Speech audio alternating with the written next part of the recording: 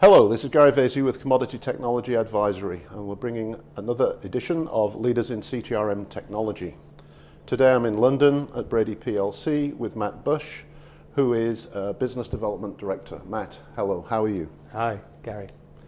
Good, well, I guess in business development, you meet with a lot of customers and prospects, so you get a lot of impressions about the marketplace and you know what's going on in the market. But what do you see as Brady's strengths? Great question. I think for us, I think when I'm talking to our potential new customers, one of the things I really emphasise is that we're a PLC. We're one of the we are the largest European based commodities software provider. And that puts us in a really strong position to support and help clients. And it's a rapidly evolving market at the moment. We're seeing, you know, I describe it's a really dynamic period with digital disruption, and we certainly see it. I saw a Harvard report the other day where they were saying, 75% of business leaders in the sector, they recognise that digital disruption is going to have a significant impact on their business, but only about 14% of them responded in saying they felt prepared. So I think when you think about partnering with Brady, the strength we have is the breadth of our suite of solution and the adaptability to meet those new demands in the market and to work with us to keep ahead of the curve. Sounds good. And when you talk about disruptive technologies, what do you think that means for your current and future clients? Yeah, it's difficult to see into the future, and I know that's a cliche, but I would pin my colours to the importance of an increasingly connected economy. So to me, that means the power of connectivity. I think to thrive and expand, whether that's in the commodity sector or the energy sector, market participants, they need solutions that give them that agility. And that agility, when I think about that's kind of speed and accuracy of their decision making to be able to keep ahead of the curve. So to ensure our customers are more connected, it's not just being connected to the market, it's also being connected within their existing systems and connected to their customers. So I guess if I answer that, if I reflect on two examples, recently I was talking with a commodities trading company, and they described having mountains of data, thousands of transactions in a year, but it's all meaningless to them because if they don't make those connections, or if they can't analyse that data in a meaningful way, it is all meaningless. So we're helping them to make sense of that with our advanced predictive analytics to drive savings in the largest cost items on their P&L.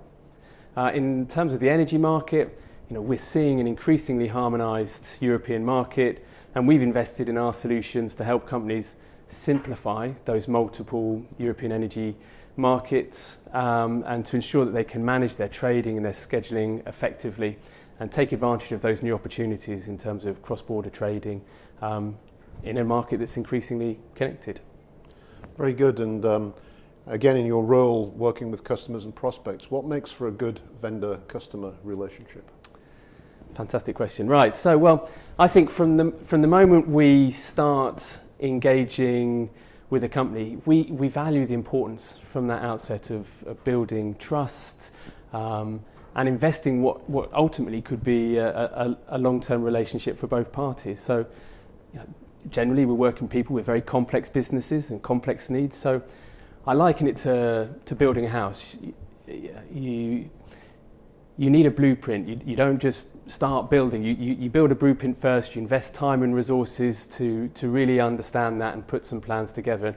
And I see the successful projects we have are when both parties are engaged in that. My interest in is always asking questions, listening, trying to understand needs, and it really helps when we're talking with a potential new customer, where they have that same level of openness and transparency, and really willing to invest in that relationship up front. So, at the outset, it's an opportunity for us all to ask questions and learn more about each other.